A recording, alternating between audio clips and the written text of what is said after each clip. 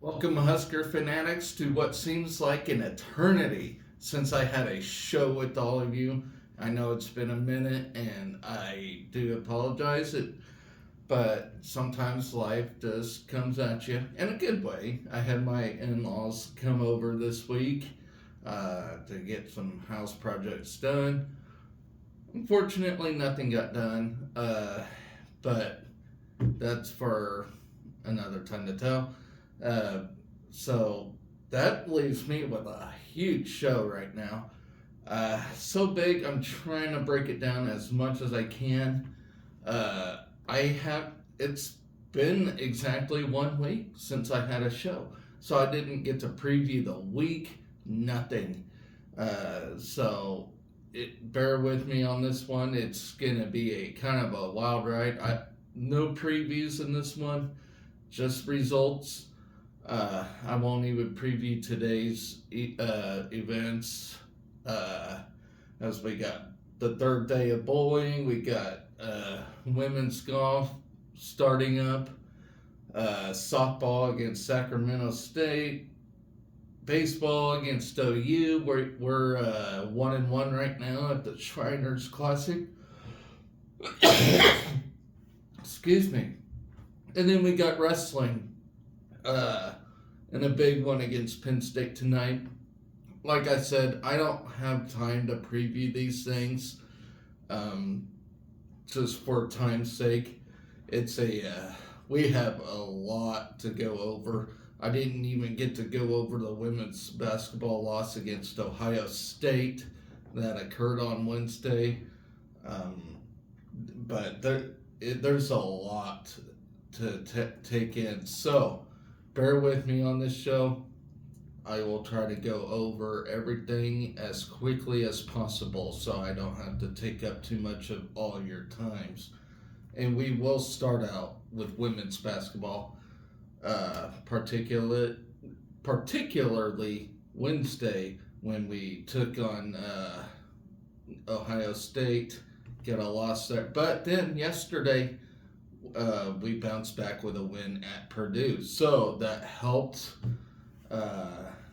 But that loss at Ohio State, it was majorly embarrassing, to say the least. So let's start with that. I usually like to start with the bad and end with the good. Always like to end things on a good note. So let's start with the bad. Let's start with that loss against Ohio State. I won't go too into detail because what's worse than an 80-49 loss? We lost 80-47 actually on that Wednesday night. After this game we slipped to 16-9 overall and 8-6 in the Big Ten. A season high of 30 turnovers, which was just absolute. When you have 30 turnovers, there's no effort at all. This team was tired, and it looked it. I don't think they purposely did not give effort, but they're tired. There's a lot of traveling and going on for this team, and yeah, it just showed there, especially there in the second half where we couldn't do nothing. But 30 turnovers against Ohio State's defense, which is a very good defense, by the way, ladies and gentlemen. I will be particularly fond to see how Iowa and Ohio State match up if they meet in the Big Ten tournament or in the season. I don't even know if they meet up in the season, but wow, 30 turnovers is just incredible. And by the way, they did move to 22-3 and 13-1 in the conference. Iowa has 2 conference losses, so look out. Ohio State's a dangerous team right now in the Big Ten for ladies basketball. Alexis Markowski led the team that day. Excuse me, ladies and gentlemen. Okay, sorry.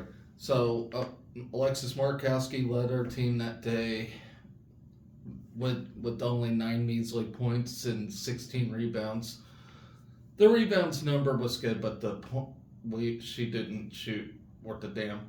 Colin Hake added 7 points off the bench with Natalie Potts and Logan Nisley with both 6 points in the night. So our big contributors just could not pull nothing off. Hit just 36% of our shots. Ohio State damn near 50%. They were 48.5% from the field, including 9 of 21 threes, 7 of 13 free throws, which is an okay number, but yeah, they did enough just to. We didn't do anything, and they just played a simple game to simply put it all. We just had a terrible time, that's for sure. After one quarter, fell behind 14-7, trailed 33-19 at half. Ohio State dominated defensively in the first half. 15 turnovers in that first half. That's for a game high, that's high. But in the first half, that's just truly embarrassing. Shot just 29.2%. Shooting 3 for 8 from 3-point range. Natalie Potts led us with 6 points. Jess Shelley, Jessica Petrie, and Maddie Kroll each knocked down 1 3-pointer. Alexis Markowski added 2 points and 10 first half rebounds. And that's the thing. Everything rides on Alexis Markowski, but she's not consistent. She has not been consistent this year. Some days she has incredible days. Some days she just has terrible days. And maybe it's just a fatigue thing, from the traveling and everything else. But then what explains the Purdue game that I'm about to talk about here in a minute? It wildly inconsistent. But I will say this ain't a bad loss, as it's, again, against the number 2 team. We knock down a number 2 team, and we go right up against the number 2 team. I'm sure there's a lot of fatigue to do with it. I mean, 2 terribly hard games in a row. So it's perfectly understandable to, have some rustiness. Let's see. Buckeyes turned Nebraska's turnovers into 11 points on the offensive end on their way to 33-19 halftime lead. Sheldon did most of the damage for Ohio State with 12 points and 2 assists, while McMahon added 9 points, 7 rebounds, and 2 steals in the first 20 minutes. Okay, I am done talking about this game. You all know how it went. It just did not go very well for us. So let's talk about the Purdue game last night, which was a better note. Yes, it was a terrible Purdue team, but a win is a win, and I will take it. Alexis Markowski produced a huge effort with 20 points and a career high of 21 rebounds to lead a trio of outstanding performances as we rolled to a 77-65 road win against Purdue. And that's key. It was a road win, something our men desperately need. I'll talk about them here in a little bit. Markowski hit 9 of 18 shots from the field while tying the 4th best rebounding total in school history to help Nebraska overwhelm Purdue on the boards over the last 3 periods. It was Markowski's 6th 20-point scoring effort of the season, allowing the Huskers to improve to 9-6 in the conference with their 4th Big Ten road win. Nebraska improved to 17-9 overall and remains in 4th place in the conference standings, which we're on the hunt for that double bye. So hopefully we get, and I think 4th place is what grants you, 1st through 4th grants you the double bye. So if we can stay in that range, that would be good. let's see, Purdue, which had only suffered home losses to the Big Ten's top teams, which was Ohio State, Indiana, Iowa, slipped to 11-14 overall and 4-10 in the league, which is not a good record. In addition to Markowski's monster effort, graduate guard Jazz Shelley pumped in 18 points while adding 8 rebounds and 6 assists. Shelley's points came on 3 of 6 shooting from the field, including 3 of 4 threes, while going 10 for 10 at the free throw line. Let's see. Then Logan Nisley matched her career high with 18 points and her first career start, going 6 of 10 from the field, including 3 of 5 from three-point range. The 6-foot freshman also went 3 for 3 at the free throw line. Kendall Moriarty and Kendall Cooley each contributed 6 points for the Huskers, as well as 8 different Huskers found the scoring column, and 9 Huskers got at least 1 rebound in a true team effort. Nebraska got off to a solid start with a 10-9 lead after the first 6+ minutes, but Purdue closed the quarter on a 13-2 surge to take a 22-12 lead to the second quarter. The Huskers started chopping wood early in the second, narrowing the margin to 24-21 on a Nisley putback with 5:35 left. Moments later, Purdue point guard Janae Terry picked up her second foul, and Nebraska took advantage with 5 straight points from Shelley to tie the game at 26. The Big Red continued to surge, and the Boilermakers put Terry back in the lineup, but the Huskers outscored Purdue 6-2 in the final 128 take a 36-32 lead to halftime. Nisley led Nebraska with 11 first half points while making her first career start, while Markowski added 9 points and 10 rebounds. Shelley pitched in 9 points and 3 assists in the first 20 minutes. Nebraska led at the half, despite going just 2 for 12 from three-point range, but the Huskers did hit 12 of 28 first half shots and knocked down 10 of 12 free throws. Nebraska won the first half rebounding battle 18 of 15 after getting out rebounded 10-7 in the first quarter. Huskers held the Boilermakers to just 13 of 32 shooting, including 2 of 8 from three-point range. Purdue went 4 for 5 at the free throw line. Purdue got a three-pointer from Abby Ellis, who finished with 16 points for the Boilermakers to open the third period and cut the lead to 1 before Nisley buried back-to-back threes to push Nebraska's margin to 42-35. Josh Shelley and Markowski then combined for 6 straight points to extend the lead to 48-35. Purdue never cut the lead to single digits. Nebraska extended its lead to 72-54 with 3:50 left on Shelley's second three-pointer before settling for the 12-point victory to complete the season sweep of Purdue.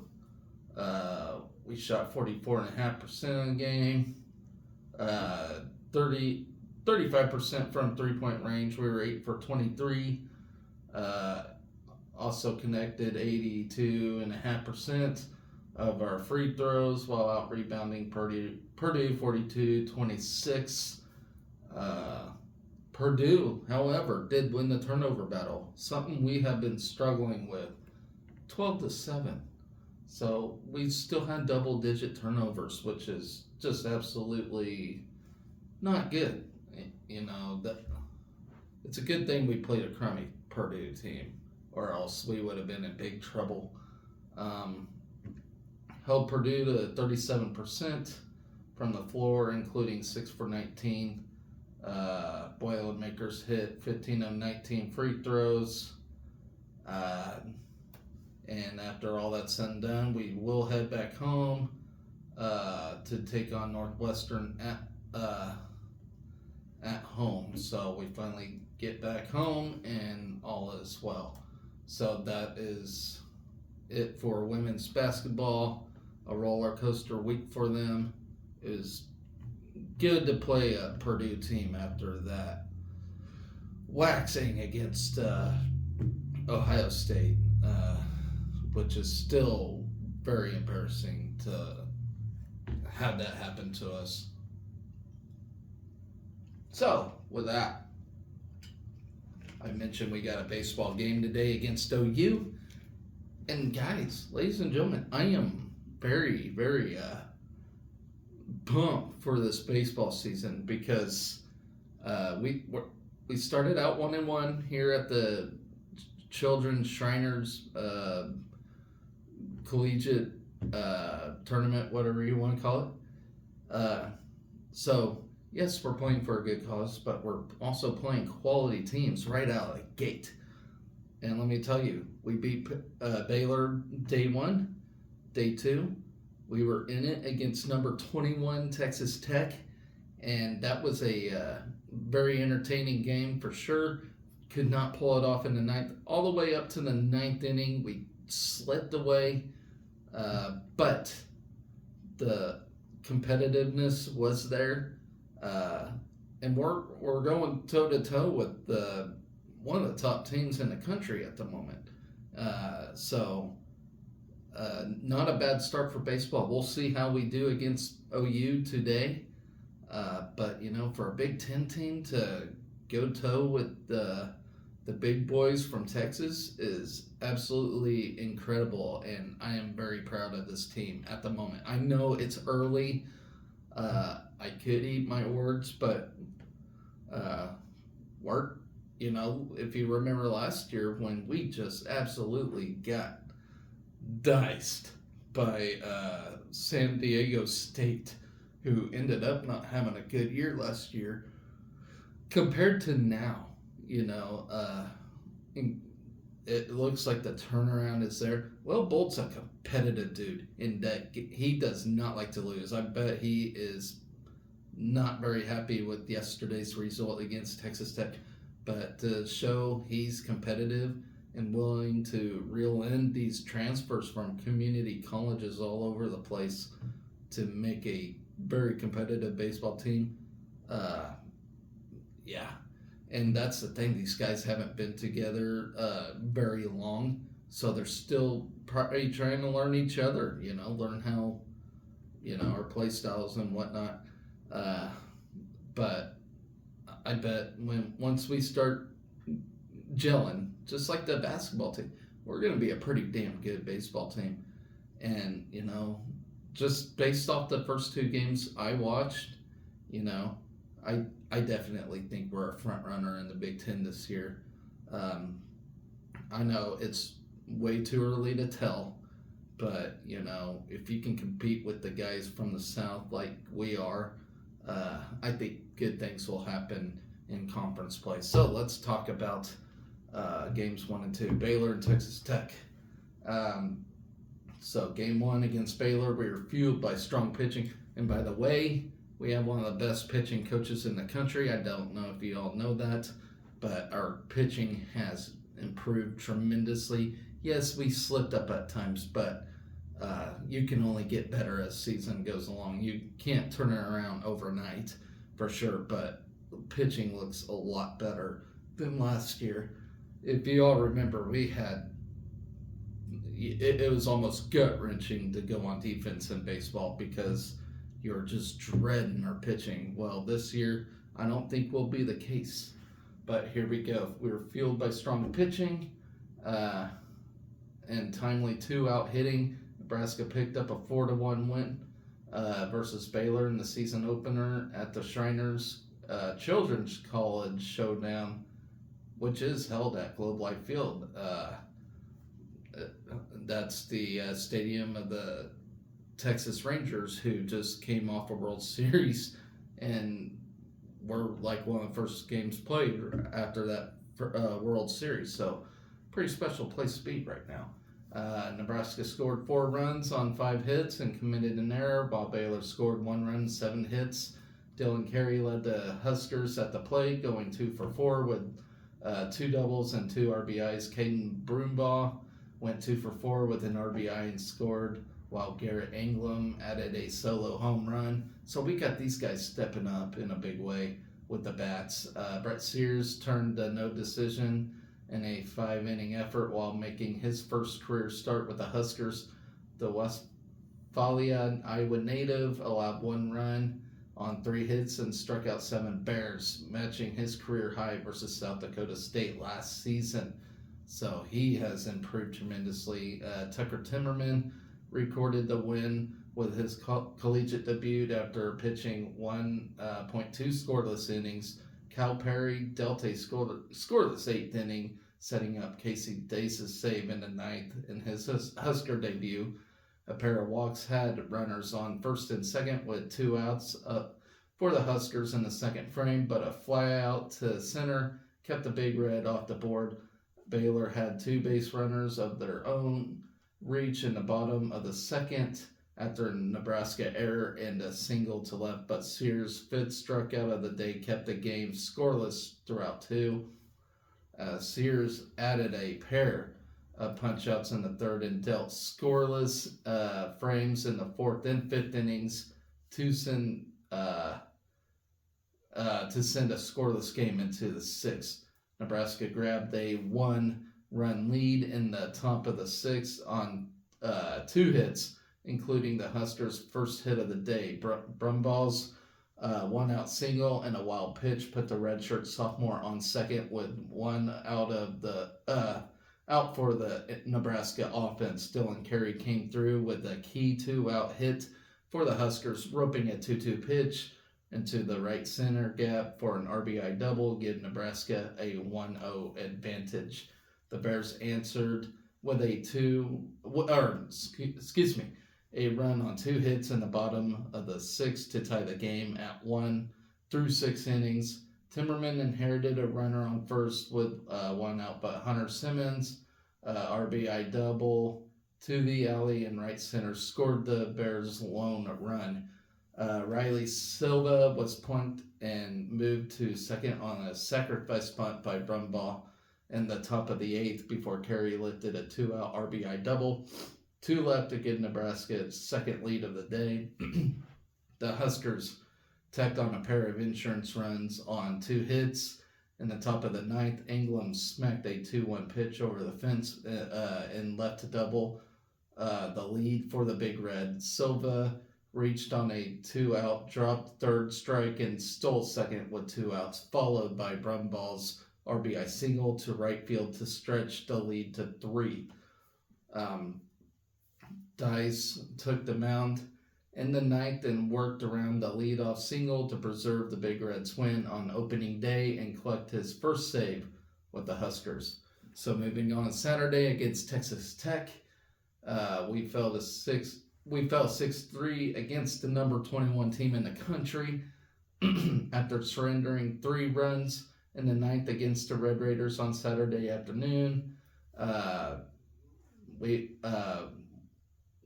scored 3 runs on 10 hits, while Texas Tech had 6 runs on 11 hits and committed an error. So the fact we got 11 hits in this game gives me a lot of hope. You just want hits. Last year, against teams like this, I don't even think we got to double digits on hits. So there's a lot of hope there yet. Just because we fell, doesn't mean we suck. We played a competitive game here against a very, very good Texas Tech team. Joshua Overbeek led the Big Red at the plate, going 4 for 5 with a run scored. Riley Silva tallied 2 hits, while Dylan Carey, Josh Caron, Tyler Stone, and Cole Evans recorded 1 hit apiece. And that's another thing, we got variety of hitters here. Will Walsh allowed 3 runs on 7 hits and struck out 4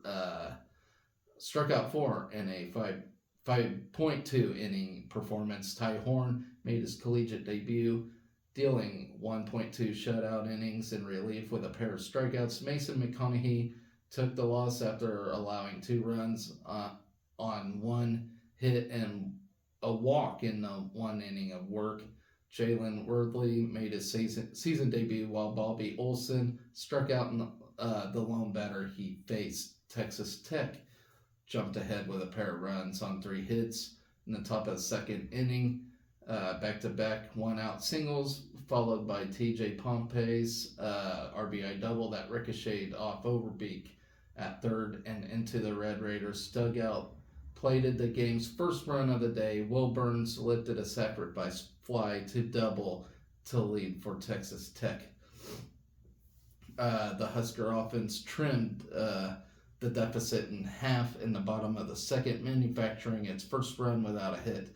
Karen and Stone began the inning with back-to-back walks to put runners on first and second with no outs. Case Sanderson drew a one-out walk to load the bases, while Garrett Ingram's hard-chopping RBI ground out bounced off the pitcher to plate Karen and make it a one-run game through two. The Red Raiders got the run back in the top of the third with a sacrifice fly to center after a pair of singles to open the frame. Nebraska scratched across one run in third after loading the bases with no outs.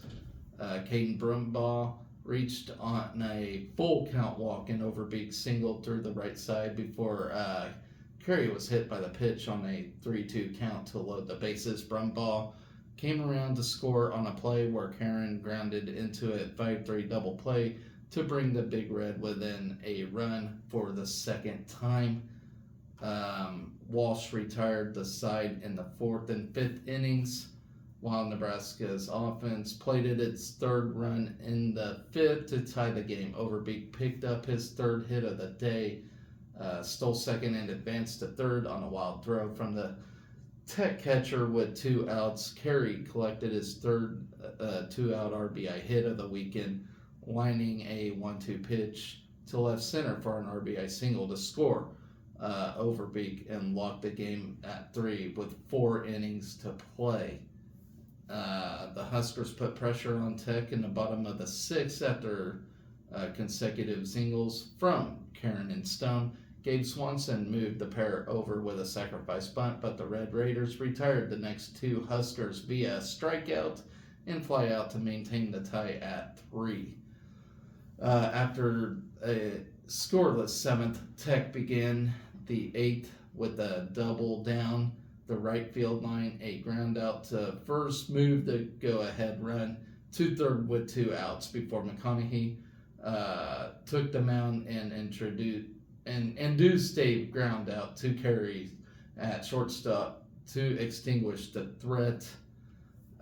Nebraska had the go-ahead run on second in the bottom of the eighth after Evans singled up in the middle and moved to second on a wild pitch with 2 outs. Wojcicki stepped in the box in a pinch-hitting roll but couldn't get Evans home as the freshman drilled a ground ball to the Tech second baseman. The Red Raiders jumped out to a 6-3 lead with 3 runs on a trio of hits in the final inning. A 1-out walk and infield single followed by a wild pitch had runners on second and third with 1 out. Consecutive 2-out RBI singles gave Tech a 2-run lead while bases loaded. Walk grew the lead to 3. Then we brought the tying run to the plate in the bottom of the ninth after singles by Silva and Overbeek, but we just weren't able to cut the deficit while we had 2 outs. So, yeah, it sucks we couldn't get it, but, the competitiveness was there. We had a chance to at least tie it, but just could not get it done. Once again, against a very good Texas Tech team. So the fact we made it this competitive is a very good sign for the Huskers. Don't dwell on this loss. It's only the second game of the season, and we're playing tremendous baseball. So, Will Bolt's got these guys in good shape. All right. We'll see how we do against OU. If we come out of this thing 2-1, playing as competitive as we have been, this team, I think, is going to be in very good shape. They already are, but we got a very competitive. You put any other Big Ten team in this Shriners thing, against these Big 12 Texas teams, I don't think they fare as well as we have so far this weekend. I really don't. So, like I said early this morning, and by the way, my video probably will not upload before the first pitch of Game 3. So, yes, I'm going to be overlapping stuff today. It's just nature of the beast. But we do conclude play today starting at 10:30. So, I started recording this about 7:50ish. But by the time I get done and upload this, it'll probably be around noon, I would guess. So bear with me on this. I'm still trying. I should have maybe got up at 5 and done this, but it is what it is. So here we go. Track and field tune-up on Friday occurred. This gets us ready for the Big Tens postseason. I love postseason for anything. It's just fun to watch. I won't get too in depth with this. We did break records once again today, once again on Friday, which is just absolutely tremendous. I will not get too in depth with track and field here, but we secured 12 wins in this thing. I lost my spot, of course. Trio of athletes climbed the all-time list, while 2 posted marks that currently rank in the top 10 of the NCAA ahead of the Big Ten Championships week. So, tremendous stuff. Yeah, I won't get too in-depth with this, as time really does not permit it. Brighton Senior ran a 7.66 in the 60-meter hurdles to win the event, moves them up second in the Big Ten behind their teammate Darius Luff. So we got 2 excellent hurdlers. Nico Schultz, personal best, 1:17.22 in the 600 meters, moving up 5th in school history. Last weekend, he ran the second fastest 800-meter time in school history with 1:47.75 at the Tyson Invitational. Berlin Schultz, ladies and gentlemen, Berlin Schultz, just having an incredible freshman year. She's going to be very fun for the next few years. Took the crown in the women's 800-meter, set a new personal best. Haley Trotter, McKenna Lovehog, finished 4th and 5th, respectively. LaQuasia Stepney crossed the line at 8:71 to come away with a runner-up finish in the 60-meter hurdles for the women. Rounded out top 4 with a 3rd place finish by Fabior Wanchoku, 4th place finish by Abriel Artley. Huskers took the top 3 spots in the men's 60 meters. Headlined by Lorenzo Pezon, running a 6.77 to finish first. Then you have Jeremiah Smith, who got second. Jalen Lloyd finished third in his collegiate sprinting debut. And of course, you all know he plays for the football team. So the fact we got football players, running track, staying competitive is a very good sign. I like that. Matt Rule likes that. He wants these guys competitive, just like Nash in wrestling. Just being competitive, and everything is just a tremendous sign for the football team. Because it happens a lot in the NCAA, and we haven't really seen that much for the past years. Seeing football players compete in other sports during the off season, So I'm liking that. You just gotta have hungry men on that field. So to compete in track is a very good sign. I'd rather them wrestle, but track is a very competitive thing as well. So very good stuff. But for our special spots like running backs, receivers, stuff like that, track is a tremendous thing. You want to be able to run fast. Seth Schnackenberg, threw a personal best mark of 62-1 to win the weight throw. Let's see, Brett Schwartz added the tally of Nebraska's personal records with a throw of 61 feet, 10 inches and a half to finish second. Sage Bird Box threw a PR of her own with 50 feet, 4 inches and a half to take third in the women's weight throw. You got in the mile distance, Allie Bainbridge won the women's race with a personal best 4:50.85, and Gabe Nash ran 4:11.47 to win the men's race. So, got some mile winners. Sadio Finner and Colby Erdkamp added top 5 finishes. Carly Moore was Nebraska's top finish in the women's 400 with a time of 57.88, which is her best time this season. Emma Rouston adds a Husker victories with a first place finish in the women's 3,000 meter, running a personal best 10:04.63. Then we have Ashriel Dixon was Nebraska's top finisher in the men's long jump, taking 5th. Fabior Wanjaku finished 4th in the women's long jump. In the women's pole vault, Jessica Gardner took home 4th place, clearing an indoor personal best 13:04.5. Tilstein Ford was Nebraska's top finisher in the men's pole vault. Brooklyn Miller cleared 5 feet 7 inches to tie for second in women's section of the high jump. Rebecca Pecora came in 4th after she jumped 5.5. Tyus Wilson won the men's high jump with a mark of 7 feet and a quarter. 7 feet and a quarter, while Reed Nelson only got 6 feet 9.5, who came in 3rd. So, as long as you can get to that 7-foot mark, that's good stuff. Tyler Brown came away with a victory in the men's shot put with a mark of 52.7 Amelia Flint won the women's shot put throwing 55.3.5. Nebraska men took second place in the 4x400 meter relay, clocking a time of 3:16.39. The women's that came away with 3rd, running a 3:52.76.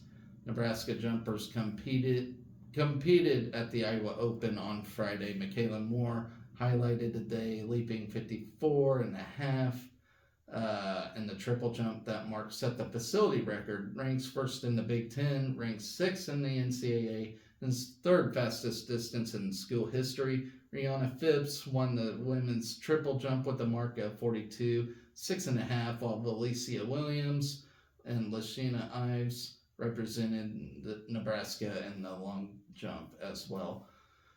Okay, so the Big Ten Indoor Championships are from February 23rd to the 24th in Geneva, Ohio at the Spire Institute. So good luck to that track and field team, who's just having a great season, and I cannot wait to see how we fare in that. So moving on to softball. Roller coaster it is, but we're just coming off a trio of wins here. So start things off on Friday. We had a doubleheader against New Mexico State. So game 1 we lost, game 2 we won. So let's talk about them real quick. New Mexico State's Desiree Spearman tossed a 1-hit shutout and also homered to power the Aggies to a 3-0 victory over Nebraska in game 1.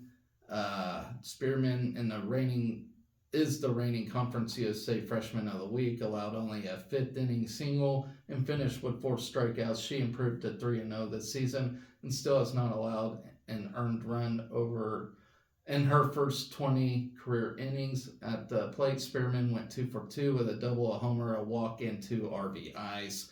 Kaylin Kinney took the loss, allowing 3 runs on 6 hits and 4 innings with 3 strikeouts. Caitlin Olinsky pitched the final 2 innings of relief and did not allow a run while surrendering only 1 single and striking out a pair of batters. Offensively, Samantha Bland went 1 for 1 with a walk, producing Nebraska's lone hit and walk of the game. After the first 9 batters of the game were retired, Spearman and Kayla Lunar led off the bottom of the 2nd inning with back-to-back home runs to give the Aggies a 2-0 lead. Nebraska loaded the bases with no outs in the top of the third, but was unable to score.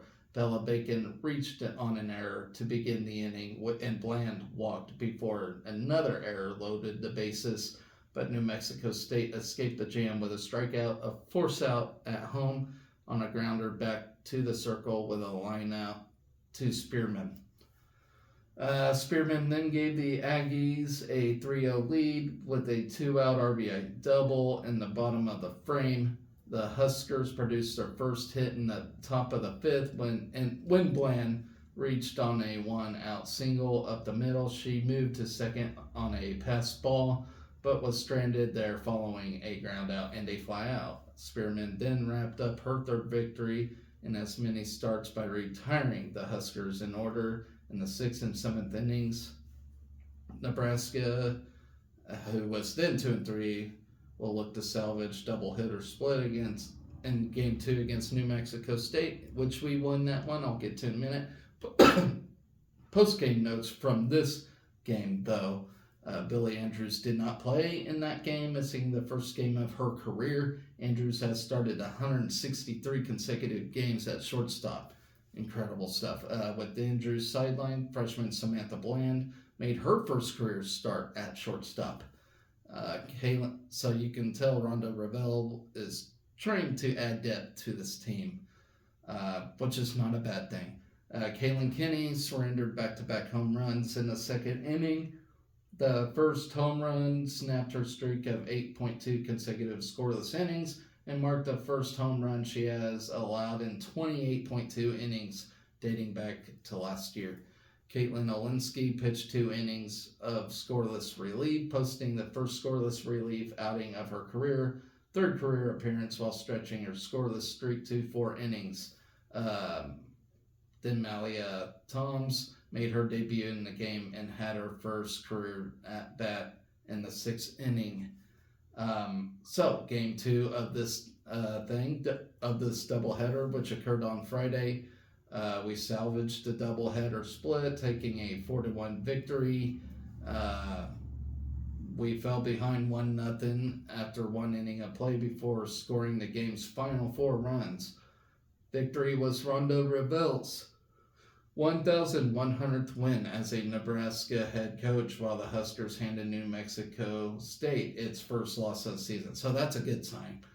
Sarah Harness started and earned the win, allowing 1 run on 4 hits in 4 innings. Emerson Cope, making her career debut, picked up the save after scattering 2 hits and 3 scoreless innings of relief. Offensively, Nebraska tied its season high with 8 hits. Bella Bacon and Elena Felix each had 2 hits, including 1 double apiece. Felix, Sydney Gray, and McKinley Malika all drove in a run, as did Brooke Andrews with her first home run this season. Emily Dix took the loss for New Mexico State. Dix allowed 3 runs on 5 hits in 2 innings. Nebraska missed a potential big inning at the top of the first, producing 3 hits but failing to score. Samantha Bland began the game with a single with 1 out. She stole second but was thrown out at third, attempting to advance after a wild throw from the catcher. Bacon then singled to right field, and Emerson Cope followed with a double, but Bacon was thrown out at home on the play. Desiree Spearman made the missed chances hurt when she hit a 1-out solo home run in the bottom of the first inning to give New Mexico State the 1-0 lead. Nebraska tied the game in the top of the second. Brooke Andrews began the inning with a walk and scored 2 batters later on an RBI double to right from Felix. With the game tied 1-1, Malika reached on an error and Caitlin Neal was hit by a pitch to load the bases with 1 out. But Nebraska could not break the tie as the Huskers left the bases full after a shallow fly out to center and a pop up to the pitcher. And ladies and gentlemen, give me a minute. My laptop is unplugged. Okay, sorry about that. My script almost died on me. Okay, the Huskers scored twice in the top of the third to take a 3-1 lead. Nebraska got its leadoff hitter, on base for the third straight inning when Bacon led off with a double down the left field line. Cope was then hit by a pitch to mark the end of the game for Dix. Jalen Manka came on in relief and walked Andrews to load the bases. Sidney Gray drove in Bacon with an RBI fielder's choice, but to give the Huskers a 2-1 lead.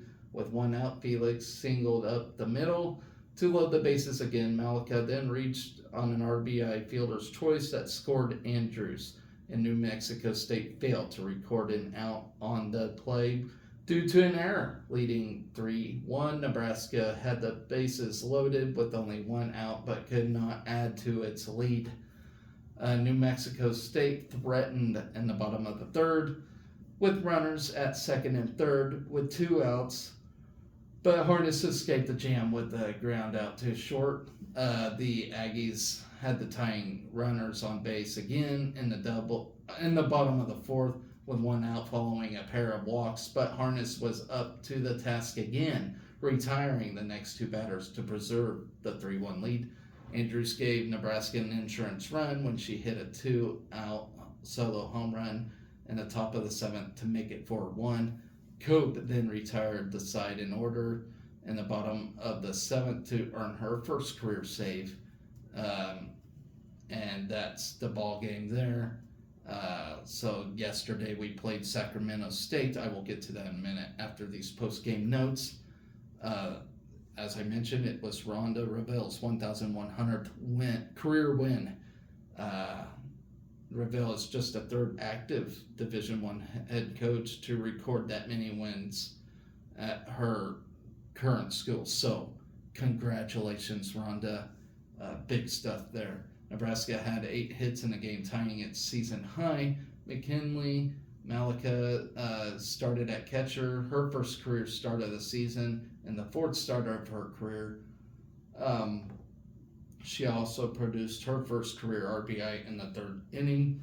Elena Felix had an RBI double in the 2nd inning, marking her first hit of the season and 2nd career double. Felix finished 2 for 3, produced her first career multi-hit game. Bella Bacon went 2 for 4 with a double. She produced her first multi-hit game as a Husker and 2nd of her career, while recording her 2nd double this season and 2nd of her career. Emerson Cope made her first career appearance in the circle and earned her first career save. Cope and fellow freshman Caitlin Olinsky combined to throw 5 scoreless innings in the doubleheader. So, moving on to Saturday, we started off against Montana. Behind a 13-run 4th inning, the Nebraska softball team rallied for a 15-4 5-inning victory over Montana in the first of 2 games of Saturday. In this Troy Cox Classic. 5 games total in this thing, and we got 1 more to play today. The scoring outburst helped Nebraska overcome a shaky defensive start as the Huskers trailed 4-1 after allowing 4 unearned runs in the first inning. Nebraska sent 17 batters to the plate in the 4th inning, producing 10 hits, including 6 doubles and a home run. The Huskers also benefited from 3 walks and 1 error in the inning. Behind the big inning, Nebraska set season highs for hits and runs. The Huskers also had 8 extra base hits after another season high. All 10 Huskers who had an at-bat produced a hit, with 9 players scoring a run and 8 producing an RBI. Samantha Bland, Brooke Andrews, Ava Bradwell, Bella Bacon, Alina Felix, and Ashley Smitter all had 2 hits apiece. Bland added a career-high 2 doubles, while Bradwell had a double and a home run as both players drove in 2 runs. Sydney Gray and Caitlin Neal each had 3 RBIs to lead the Huskers. In the circle, Nebraska's 3 pitchers did not allow an earned run. Sarah Harness made the start and was charged with 4 unearned runs in 2.2 innings. Emerson Cope relieved Harness and earned the first win of her career by tossing 1.1 innings of 2-hit shutout relief. Caitlin Olinsky then pitched a perfect 5th inning to wrap up the victory. You have Grace Hagel took the loss for Montana, which fell 3-5 on the season. Hagel gave up 5 runs and 3+ innings. Nebraska took a 1-0 lead in the top of the first. Andrews reached on a 1-out single and was at second base with 2 outs following a stolen base. Bacon then brought Andrews home with a 2-out RBI single to right field. The Husker defense faltered in the bottom of the frame as Montana took a 4-1 lead, scoring 4 unearned runs. The first 2 batters reached on throwing errors before Nebraska missed a chance on a soft infield single.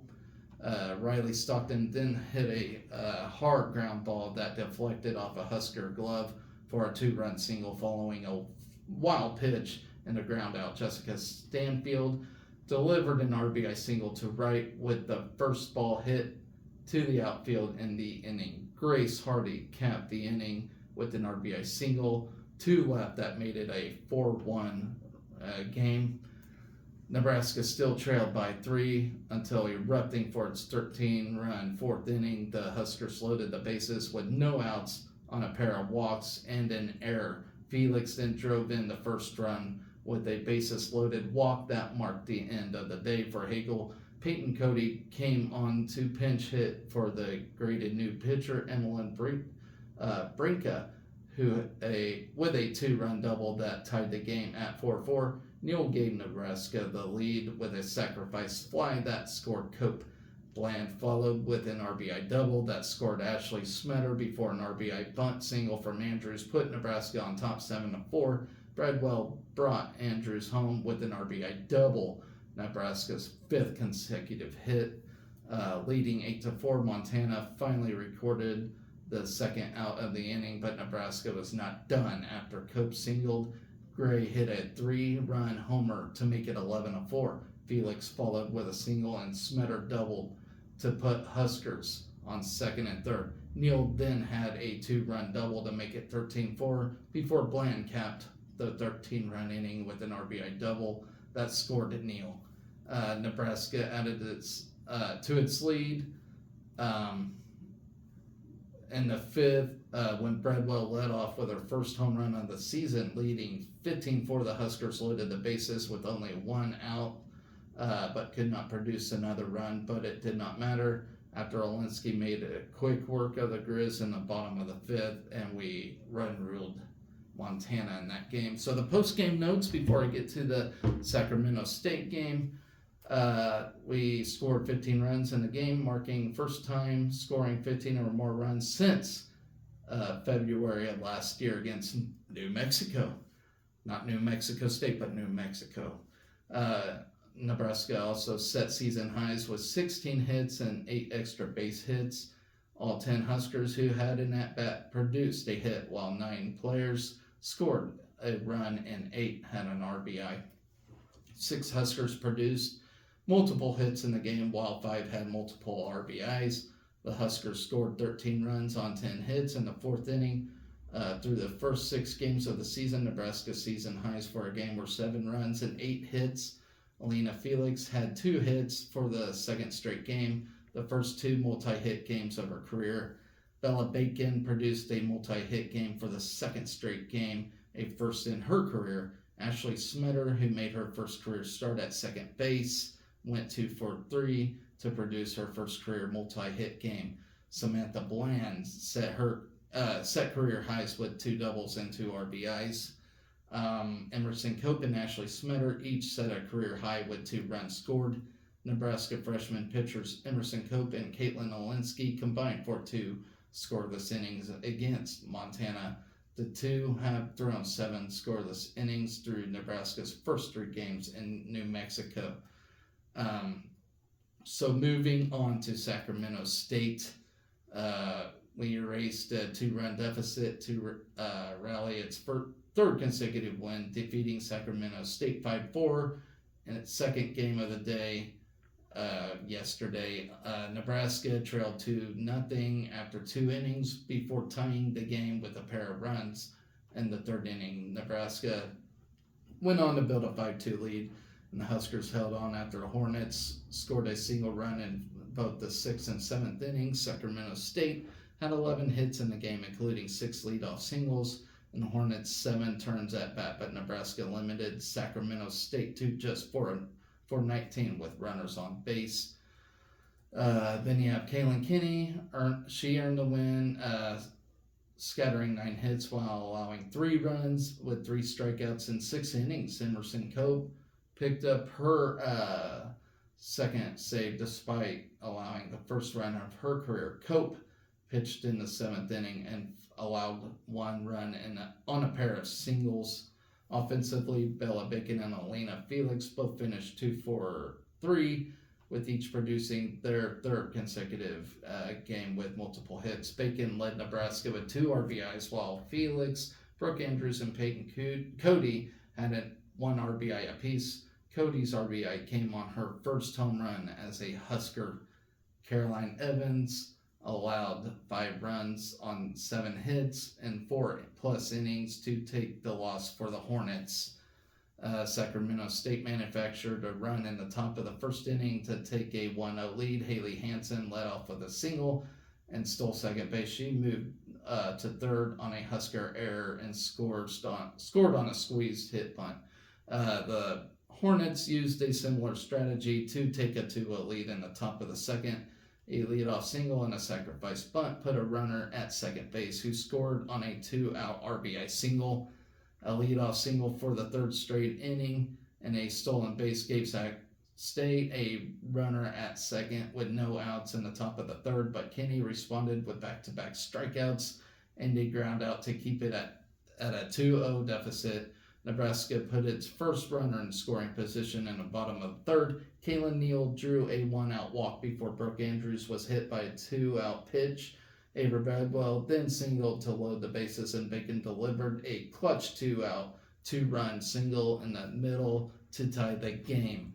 Kinney worked around another leadoff single in the top of the 4th before Cody led off bottom of the frame with a home right to right field to give Nebraska its first lead at 3-2. Alina Felix followed with a single before Smetter hit a ball that dropped in between 3 players in shallow right field, but Sac State was able to field the ball on 1 hop and throw to second in the time to force out Felix. Caitlin Neal then singled, and Samantha Bland walked to load the bases when 1 out before Andrews stretched the lead to 4-2 with an RBI ground out.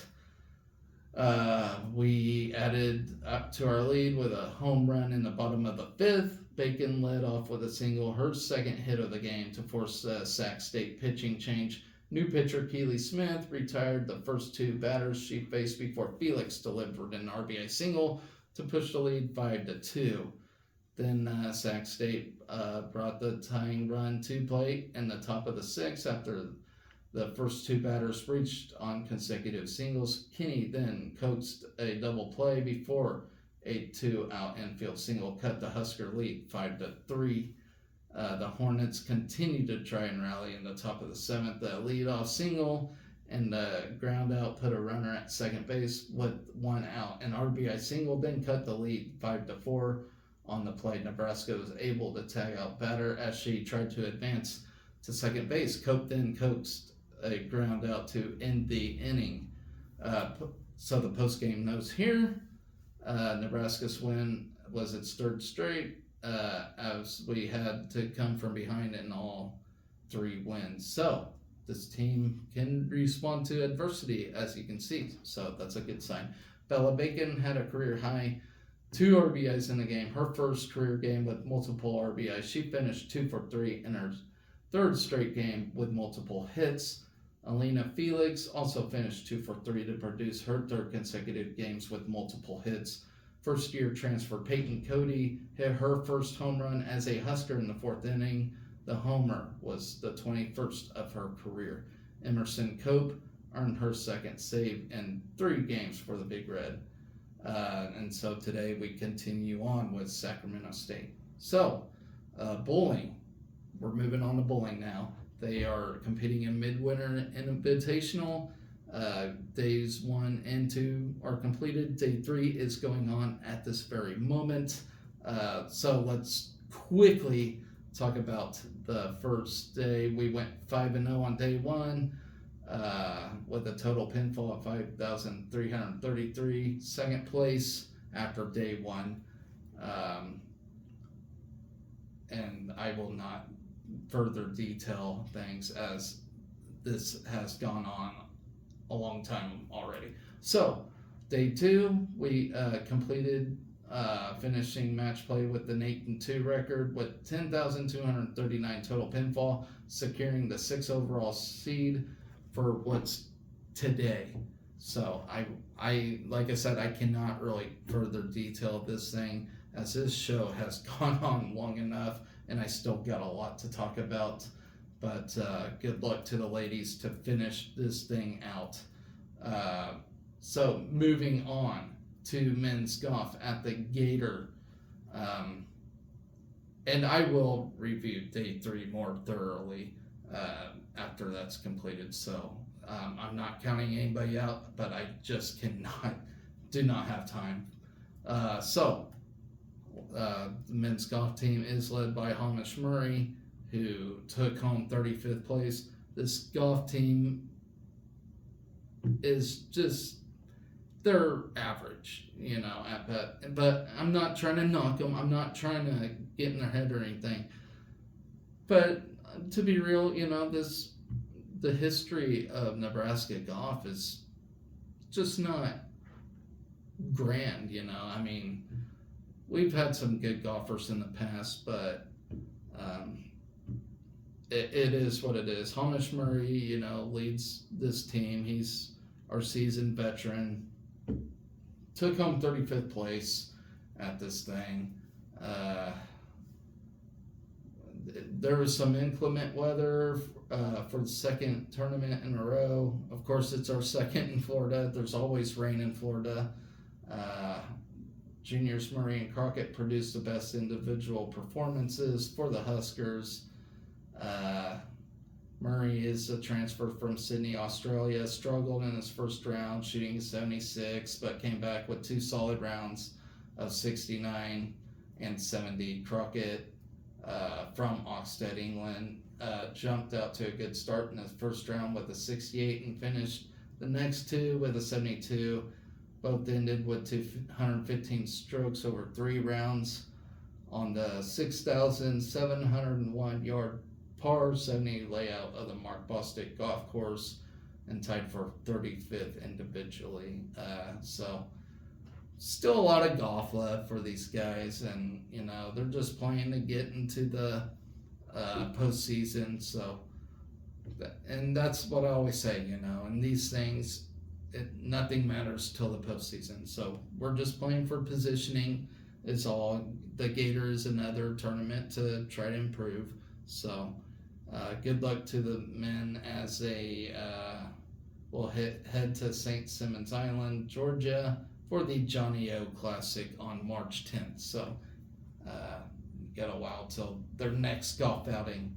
The rifle team has shot in its NCAA qualifier against Akron and Ohio State. We got second in this event, so now we wait for the NCAA selection show, which is on Monday, and you can find that on the ncaa.com website. Let's see, we finished second out of the 3 teams, aggregate score of 4,703, while Ohio State shot a 4,710 to place first, and number 12 Akron shot a 4,689 to finish third. So that will make up half of the team's qualifying score, and we will be combined with the Huskers' best 3 scores from separate locations. 4-time All-American Cecilia Aussie placed first overall with an aggregate score of 1,188. Sophomore Emma Rode earned a 3rd place finish with a 1,182 aggregate total. Rode shot a 596 in the air rifle to finish in 1st place, while Aussie placed 3rd with a 595. The Big Red shot a 2,362 as a team. Aussie, the defending small bore national champion, placed 1st in the event with a 593, which ties the 2nd highest score in school history. Road finished 5th with a 586, and junior Mackenzie Strout was 6th with a 586. The tiebreaker was determined by the number of 10-point shots by each athlete. Nebraska scored at 2,341 in the small bore to tie the 5th highest score in program history. And as I mentioned, the selection show will be on Monday. So stay tuned for that. 2 events left. Men's basketball against Penn State got a victory there to improve to 18-8, 8-7 Big Ten. So good stuff there. We got a winning record in Big Ten. I fully believe this team can finish 6-1 down the stretch, counting this game. We do got Indiana coming up at Indiana. That's going to be a very tall task to get a win there. But after that, I think we'll win out. We got Ohio State at Ohio State, where they are having issues. I really believe that'll be our first road win. You never know, but I really, truly believe that is going to be the case. Then we got Michigan at Michigan. Now, Michigan did beat Wisconsin at home. So, they might be playing well at home. I don't know, but, big win at home against Wisconsin, but I still think we got a shot there. Other than that, we got home games, and that leads me to believe we'll have a 6-1 stretch and have a good finish and potentially a double bye in the Big Ten men's bracket. So let's just talk about this game real quick. Keisei Tominaga had 12 of his team high 17 points in the second half, while Jawan Gary and Rink Mast added 13 and 12 points respectively, as we improved to 16-1 overall at Pinnacle Bank this year. What a venue to play at. Leading 28-22 at the break, the Huskers opened the second half with a 10-2 run over the first 3:17 to stretch the margin to 14 after a Tominaga jumper. Penn State got to within 38-28, but Tominaga's three-pointer and a Gary layup that saw Nebraska use a 13-2 spurt to push the margin 51-30 after a Gary tip-in with 9:47 left. Gary had 6 rebounds as Nebraska enjoyed a 42-31 advantage on the glass. So improved tremendously there. Penn State would mount a comeback, trimming a 22-point deficit to 12 after a 12-2 run to get within 55-43 after an Ace Baldwin Jr. three-pointer with 5:51 left. But we answered right back. A Tominaga three-pointer and a Mass basket pushed the lead to 17 after just 5 minutes remaining, and Nebraska cruised to a 19-point margin. Zach Hicks led Penn State with 13 points, while Baldwin added 10 points and 5 steals in a losing effort there. Nebraska used a strong defensive effort to take a 28-22 halftime lead. The Huskers held Penn State to 38.8 shooting in the opening 20 minutes and forced 8 turnovers, which led to 9 Husker points. Nebraska trailed early, but the Huskers went on a 12-2 run to build a 12-6 lead after C.J. Welcher jumper. 11:37 left in the half. The game would remain close as neither team led by more than 6 points in the opening 20 minutes. Penn State battled back as Hicks scored 4 straight points to tie it at 18-all with 6:14 left in the half. Tominaga then took over, keying a 7-2 Husker run with 2 baskets sandwiched around a nice dish to Josiah Alec in the basket for the basket to make it a 25 after Tominaga's three-pointer with 3:32 left in the half. We held Nittany Lions scoreless for the final 3:10 of the half and extended the lead 28-22 after a 3-point play from Gary with 29.4 seconds left on the half. So we will return to action when we play Indiana on Wednesday at Indiana. Very tall task.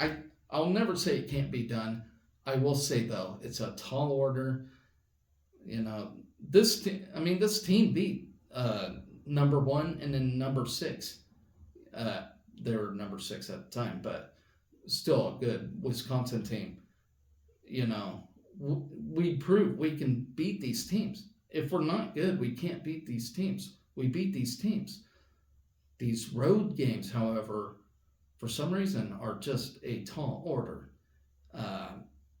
And the players know that. It's in the players' heads right now. Fred Hoiberg admitted that. But it can be done. I am here to say it can be done. You know, don't ever count these guys out. We got a win at K-State. That was a nice big win.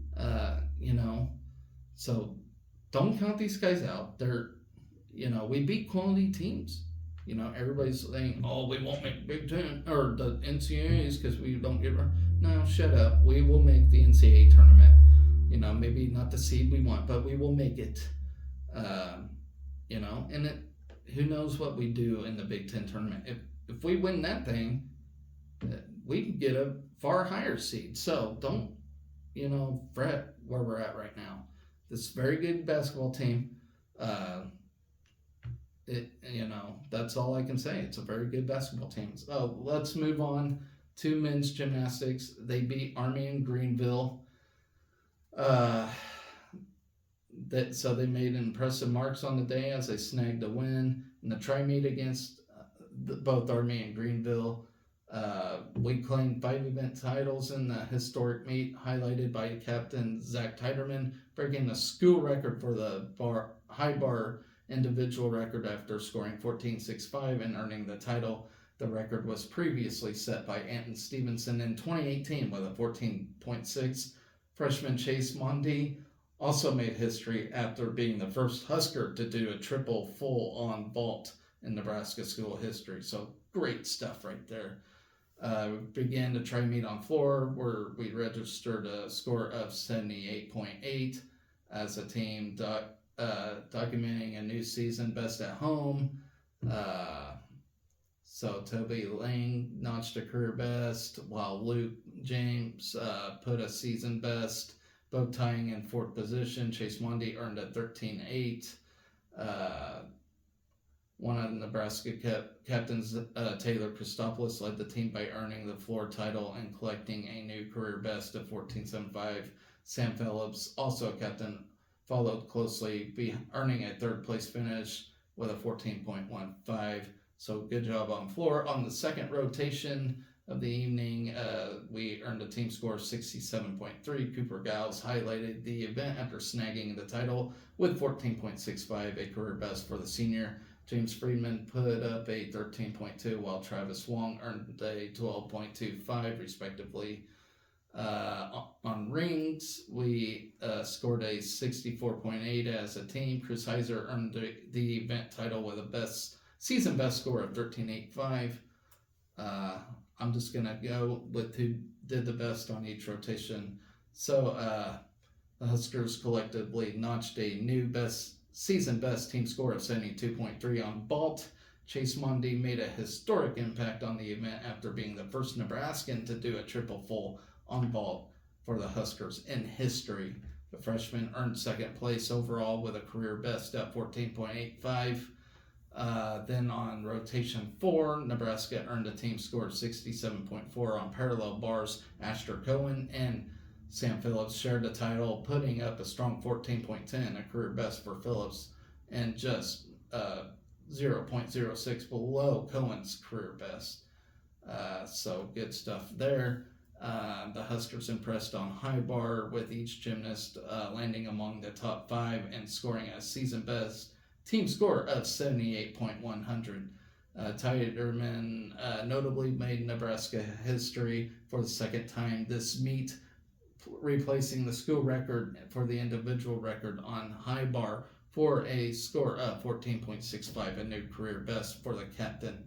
The record was previously held by Anton Stevenson with a score of 14.6 in 2018.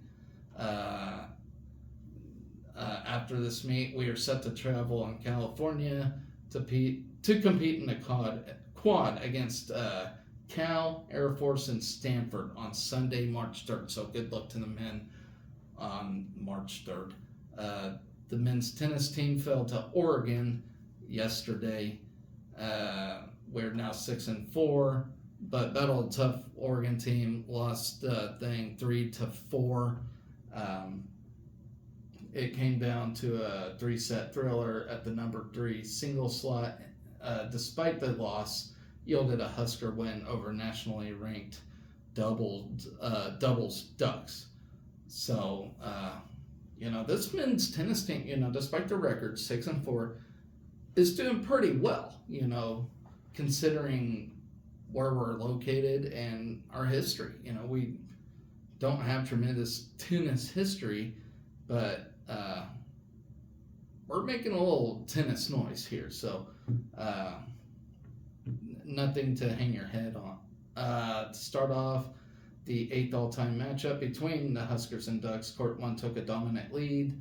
Number 1 doubles duo Anton Shep and Nick Weidenhorn only dropped 2 games in their victory over Oregon's nationally ranked number 31 Quinn Vanda Castile and Matthew Burton, winning 6-2 on Court 3. Leo Linquit and Shunya Mariyama had a 2-2 start, but dropped their third set to Robertson and Sugar 4-6 with a doubles point on the line. Number 2 doubles duo Lars Johan and Calvin Mueller came back from being down 2-5 to take the set win and a tie break. The Court 2 win clinched a doubles point for Nebraska and was the duo 6th win this spring.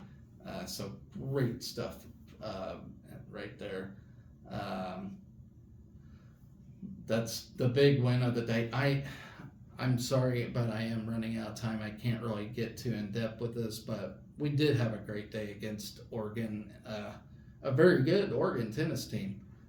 So maybe I can get more in depth with that as time goes on.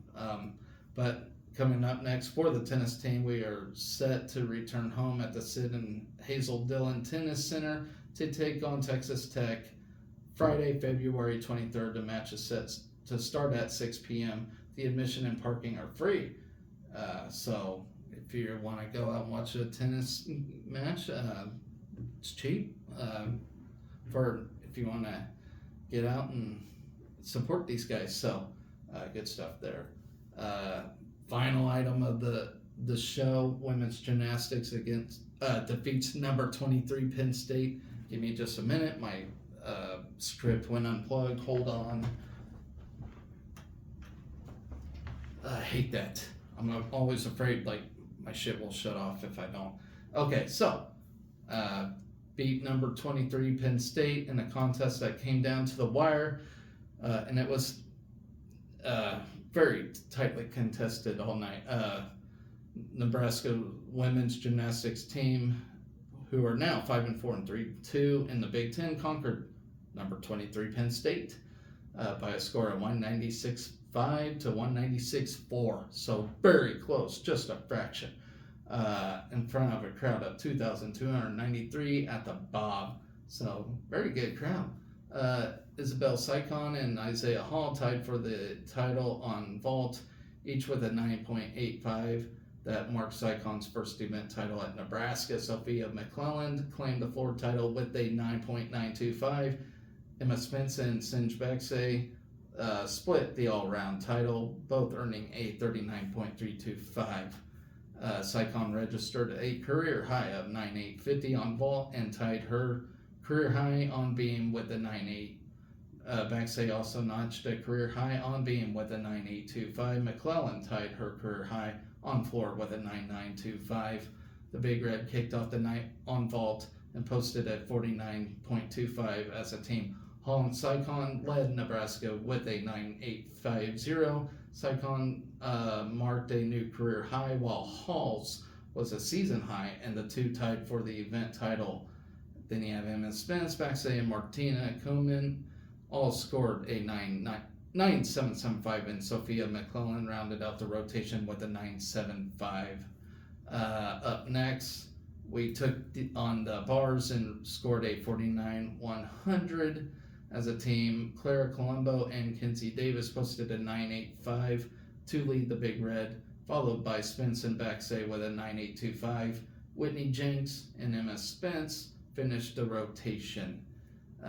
We continued on beam, where Baxay, Hall, and Spence all scored 9.825 to lead the team. This marked a career high for Baxay and tied Spence's season high. Saikon earned a 9.8, which tied her career high. Ali Gard followed with a 9.675, and McClellan rounded out the event with a 9.650 as a team that scored. The Big Red scored a 48.950. To finish out the night and secured the meet, Nebraska scored a 49.375 on 4. McClellan tied her career high with a 9.925 to lead the team. Spence and Baxay were both able to notch a 9.900. Very good number. Spence is tying her season high. Coleman earned a 9.825, and Rourke finished out the lineup with a 9.775. So the women's gymnastics team competed at a very high level. Both teams did. Both teams were like the top 2 teams of the day here. Just high level gymnastics. And if you aren't into gymnastics, I suggest you watch some. It's a lot funner than you think.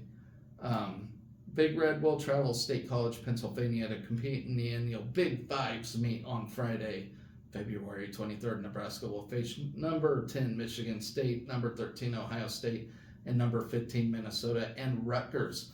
The meet will start at 5 p.m. and will be streamed on the Big Ten Network. So that's a big time showdown there. So all we got left for today is day 3 of bowling. Women's golf will tee off at the Suncoast in the Invitational Softball. Finishes the Troy Cox Classic against Game 2 against Sacramento State. Baseball will take on OU, and wrestling, the big one, against Penn State. Number 3 versus number 1. Like I said, I will never say nothing can't be accomplished, but it's at Penn State, and it's a tall order. This is a very good Penn State team. Like I said, I will never say it can't be done, but you all do realize it's a tall task as well. This team does believe, though, and they actually had a nice extended break until this thing, so that's one good sign. Another good sign is they came fresh off a win against a very good Michigan team who I thought had our number, but we took care of business in that thing. So, I can't say I don't believe, but this is a very good Penn State team. And I will never say, we're just going to get killed. I will never say that. First, it takes a belief system. Second, you just have to show up and compete at your very best. So a lot of big time matchups there. I am very sorry I don't have time to fully preview this thing. I wish I could. Like I said, I had a very busy week. For the most part, I had no time to do a show to keep up with things. So, big show today. I'm already about an hour and a half into this thing, so I got to get off here soon. But good luck to everybody today. It's been a fun weekend so far for the Huskers in the athletic department, and I've been having a lot of fun trying to keep up with this. I haven't been able to watch everything, but today I get to, and I get to watch that duel, so that'll be fun. 2 duels left. We got Penn State and then we got Arizona State. So until Big Tens, and yeah, tremendous stuff. So, ladies and gentlemen, I apologize. This was such a long show. If I was able to use my system, it wouldn't have been such a long show, but I'm trying to catch right back up with all the action. So I appreciate you all being patient with me. I know it's been like almost exactly a week since I put out content, but I should be able to from here on out. So, except May, I got a graduation to go to. July I'm having a bit. So still a busy summer for me personally, but I will do my best to keep pushing out content and keeping up with the Huskers and all their athletics. I just truly feel like every athlete deserves to be recognized for what they do. Uh, as a huge Husker fan all my life, it's just this is something I always dreamed about doing. You know, at a higher level, of course, but you got to start somewhere, right? So, in order to help with that, smash that subscribe button. Watch my shows. Try to watch them fully if you can. You know, I push out a lot of info. I talk about everything that goes on in the world of Husker athletics. I tried to do that and then some. Uh, but it makes a pretty long show as well. So I will try my best to cut them down shorter. Sometimes that's harder to do. There's no editing. The show is 100% raw, as I have no time to edit anything. So you will get my bloopers. I promise that. Until then, guys, always remember to be excellent to each other. Go Big Red.